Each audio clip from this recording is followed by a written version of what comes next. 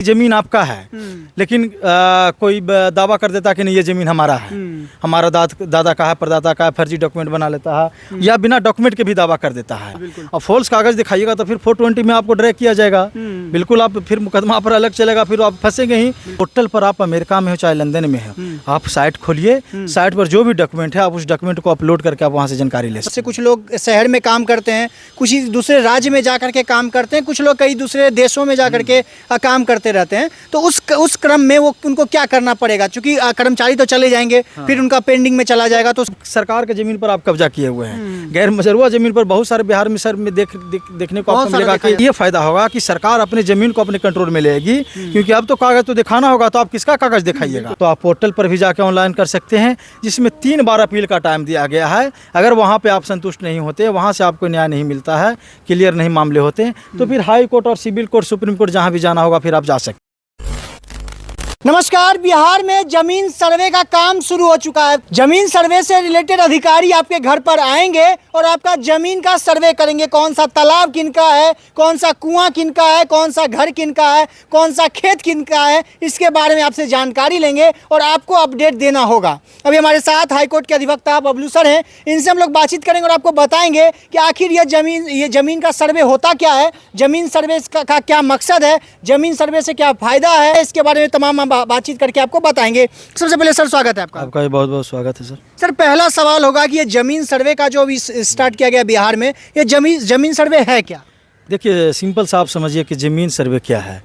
तो देखिए, प्राचीन से ही पहले से जमीन सर्वे होता आ रहा है, लेकिन इसमें जो है कि जो मॉडर्न जो हमारा जो लॉ बना है, बिहार जो लैंड सर्वे पॉलिसी जो बना है, इसमें सरकार का जो फोकस है जमीन सर्वे का, कि कितना जमीन जो है कि सरकार के पास है और कितने जो जमीन है जो कॉमन जो पीपल्स हैं, बिहार के जो लोग हैं उनके पास है। अच्छा। और कहाँ कहाँ हमारा जमीन किस डिपार्टमेंट में है, किस कार्य काम के लिए इस उपयोग में हो रहे हैं, उपयोग नहीं हो रहे हैं, और किस जमीन पर किसका अवैध कब्जा कितना है। अच्छा। तो ये सर्वे कराने से होगा कि सारे जो ज्योग्राफिकल जब सर्वे होगी, जो लैंड सर्वे होगा, तो सब कुछ क्लियर हो जाएगा कि कितना बिहार सरकार के पास जमीन है, कितना उपजाऊ जमीन है, कितना अनउपजाऊ जमीन है, कितना पथरीली जमीन है, कितना बंजर जमीन है, कितनी पहाड़ी एरिया, सब कुछ क्लियर हो जाएगा।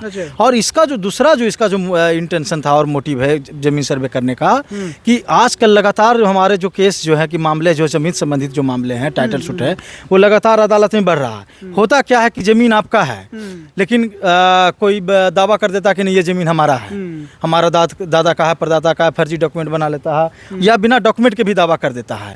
तो ये ट्रांसपेरेंसी एक व्यवस्था लाने के लिए इस तरह के जमीन जो सर्वे जो लैंड पॉलिसी जो लाया गया है, इसको लाया गया है कि एक ट्रांसपेरेंसी व्यवस्था हो, एक ऐसा सिस्टम हो जहाँ पे आप समझिए कि पहले आप देखिए कि लोग ज़मीन का कागज़, खेत खाता नंबर, खसरा नंबर, ये सब निकालने के लिए दलालों के चक्कर लगाने पड़ते थे।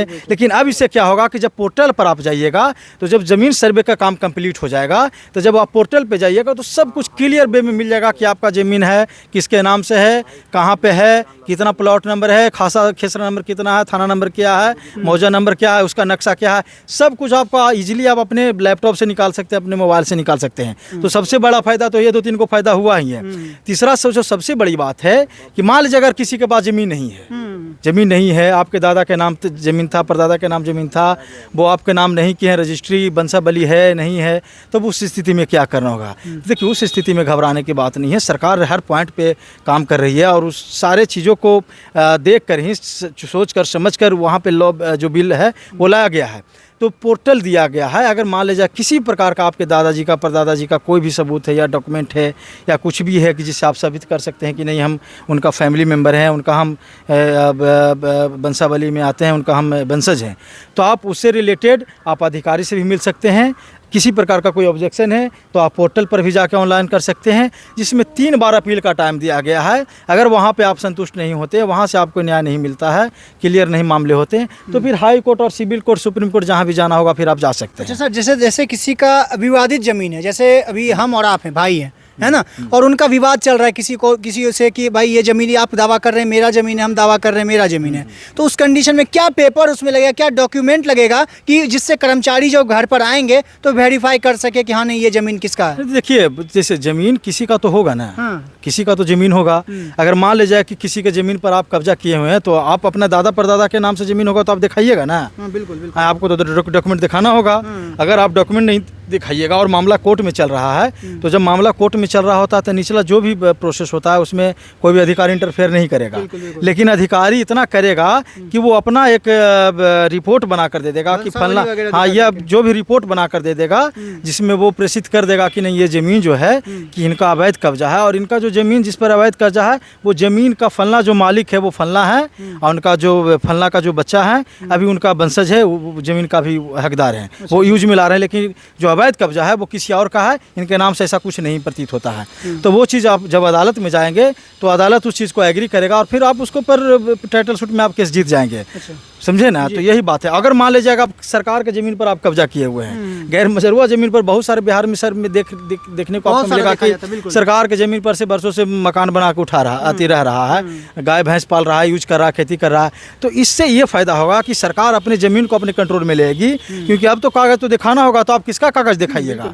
और फॉल्स कागज़ दिखाइएगा तो फिर 420 में आपको ड्रैग किया जाएगा, बिल्कुल आप फिर मुकदमा पर अलग चलेगा, फिर आप फंसेंगे ही। तो इस चीज़ से एक बहुत बड़ा ट्रांसपेरेंसी व्यवस्था आ रहा है कि जो भी गलत ज़मीन जिसका अवैध कब्जा है, चाहे सरकार का हो, चाहे प्राइवेट मालिक का हो या प्राइवेट ऑनर का हो, उससे वो कब्जा हटेगा। अच्छा सर, जो लोग चूंकि जब जमीन सर्वे का काम शुरू होगा, कर्मचारी जब घर पर जाएंगे तो जब लोग वहाँ पर कोई नहीं रहता हो, जैसे कुछ लोग शहर में काम करते हैं, कुछ दूसरे राज्य में जा करके काम करते हैं, कुछ लोग कई दूसरे देशों में जा करके काम करते रहते हैं, तो उस क्रम में वो उनको क्या करना पड़ेगा? चूँकि कर्मचारी तो चले जाएंगे, फिर उनका पेंडिंग में चला जाएगा, तो उसके लिए क्या? देखिए, उसके लिए गंभीर होने की तो ज़रूरत है, लेकिन घबराने की ज़रूरत नहीं है। सरकार ने इस बात को मेंशन किया है कि अगर कोई मेंबर नहीं है तो आपके तो अगल बगल के अगर आपको कोई विश्वसनीय आदमी है, आप उससे भी काम करा सकते हैं। या तो उस पोर्टल पर, आप अमेरिका में हो चाहे लंदन में हो, आप साइट खोलिए, साइट पर जो भी डॉक्यूमेंट है आप उस डॉक्यूमेंट को अपलोड करके आप वहाँ से जानकारी ले सकते हैं। पोर्टल से ऑनलाइन आप फॉर्म मतलब सारा कुछ फिल कर सकते हैं, बिल्कुल फिल भी डॉक्यूमेंट अपना वहाँ पे वहाँ अपलोड भी कर सकते हैं, वहाँ से डॉक्यूमेंट भी अब ले सकते हैं, क्योंकि जब सर्वे हो जाएगा तो सारे डॉक्यूमेंट साइट पर अपलोड कर दिया जाएगा। अच्छा, कुछ लोग डरे हुए हैं, है ना,